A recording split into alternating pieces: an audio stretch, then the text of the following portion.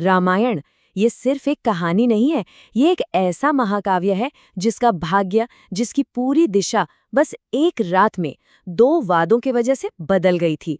तो चलिए समझते हैं उस एक रात की कहानी को जिसने एक राजकुमार को वनवासी बना दिया था। चलिए सीधे चलते हैं अयोध्या की उस रात में, जहां बाहर तो जश्न की तैयारी थी, लेकिन महल के अंदर एक बहुत बड़ा संकट पनप रहा था। बाहर उत्सव का माहौल था और अंदर एक रानी का गुस्सा पूरे साम्राज्य को भस्म करने वाला था।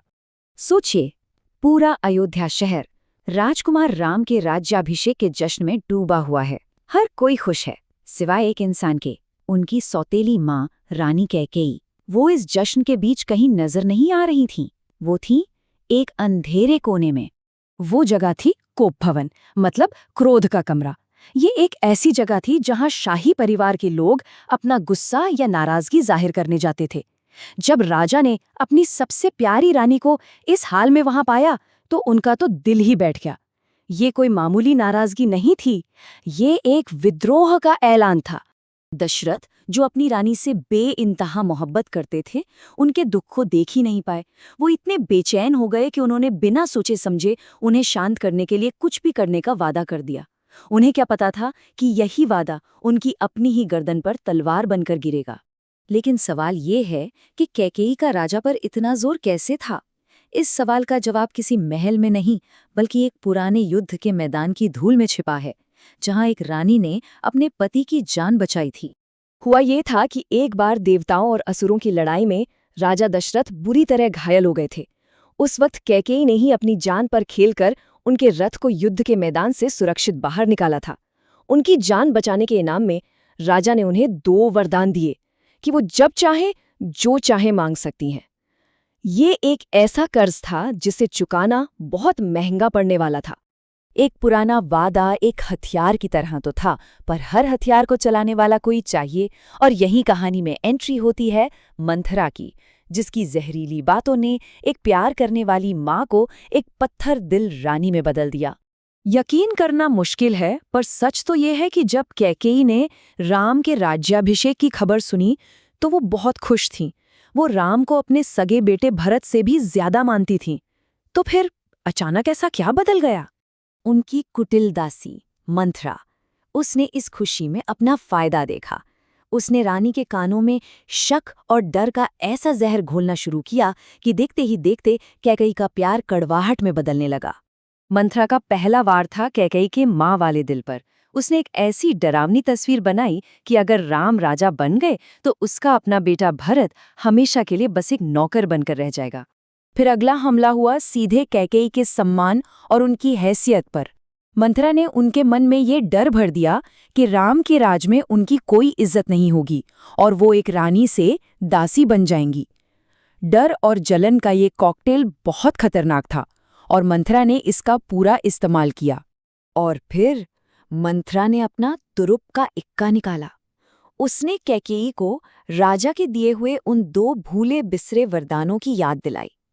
इस एक याद ने कैकेयी को सिर्फ बदला लेने की वजह ही नहीं दी, बल्कि उसे पूरा करने के लिए एक अचूक हथियार भी थमा दिया। तो चलिए वापस चलते हैं उस कोप भवन में। राजा दशरथ अपनी रानी के मन में चल रहे तूफान से अनजान हैं, और वो उस वादे की कीमत चुकाने वाले हैं जो उन्होंने सालों पहले किया था। उनका प्यार ही उनकी सबसे बड़ी कमजोरी बन गया। अपने ही वचन और अपने रघुकुल की रीत में फंसकर दशरथ ने अनजाने में अपनी ही बर्बादी की कहानी लिख दी। उन्होंने अपनी और पूरे अयोध्या की किस्मत एक ऐसे वादे पर दांव पर लगा दी जिसकी कीमत वो जानते ही नहीं थे। और तब कैकेयी ने अपने वो 2 वरदान मांगे जो इतिहास बदलने वाले थे। पहला वरदान, मेरे बेटे भरत को अयोध्या का राजा बनाया जाए, अभी इसी वक्त। और दूसरा वरदान, राम को 14 साल के लिए एक तपस्वी की तरह जंगल में भेज दिया जाए। ये बातें सुनकर राजा पर तो जैसे पहाड़ टूट पड़ा। इतने कठोर, इतने बेरहम शब्द कि उनका शरीर वो सदमा झेल ही नहीं पाया और वो वहीं बेहोश होकर गिर पड़े। जब उन्हें होश आया तो उन्होंने बहुत मिन्नतें की। वो गिड़गिड़ाए, कैकेयी के पैरों में गिर पड़े। लेकिन अब सामने वो कैकेयी थी ही नहीं जिससे वो प्यार करते थे। उसकी जगह एक ऐसी औरत खड़ी थी जिसका दिल सत्ता के लिए पत्थर का हो चुका था। पर कैकेयी टस से मस नहीं हुई। उसने राजा के ही वचन और सम्मान को उन्हीं के खिलाफ एक हथियार बना लिया और उनके सामने एक ऐसी शर्त रख दी जो तोड़ना नामुमकिन था। या तो वचन तोड़कर कुल पर कलंक लगाओ या फिर मुझे मरते हुए देखो। उस जमाने में राजा का वचन ही कानून होता था और अब दशरथ का वादा एक ऐसा कानून बन चुका था जिसे तोड़ा नहीं जा सकता था और इसके नतीजे बहुत भयानक होने वाले थे। पूरे राज्य को इस फैसले की कीमत चुकानी थी। एक तरफ जहां राजा दशरथ अपने ही वचन के बोझ से टूट चुके थे, वहीं दूसरी तरफ राम ने बिना किसी गुस्से या दुख के अपनी किस्मत को अपना लिया। उन्होंने राजपाट के ऊपर अपने पिता के सम्मान को चुना और यहीं से उनके महान चरित्र का पता चलता है। तो मतलब सौदा बहुत साफ था। एक बेटे के लिए राजतिलक और उसकी कीमत थी दूसरे बेटे का वनवास और पिता की टूटे हुए दिल से मौत। एक परिवार, एक राज, बस कुछ शब्दों में बिखर गया। सोचकर हैरानी होती है ना कि महल के अंदर का ये एक पारिवारिक ड्रामा पूरे रामायण महाकाव्य की नींव बन गया। यही वो दो वरदान थे जिसने घटनाओं की एक ऐसी चेन शुरू की जो राम के वनवास, फिर सीता के अपहरण और आखिर में रावण के साथ उस महायुद्ध तक ले गई। और ये सब हमें एक बहुत बड़े सवाल पर लाकर छोड़ देता है। क्या कैकेयी सिर्फ एक विलन थी जो सत्ता के लालच में अंधी हो गई थी, या फिर वो किसी बहुत बड़ी कॉस्मिक प्लानिंग का बस एक मोहरा थी? कुछ लोग मानते हैं कि उनके इस क्रूर काम के बिना राम का जो अवतार वाला मकसद था वो कभी पूरा ही नहीं हो पाता। शायद कभी-कभी सबसे बड़े हीरो सबसे गहरे धोखे से ही जन्म लेते हैं।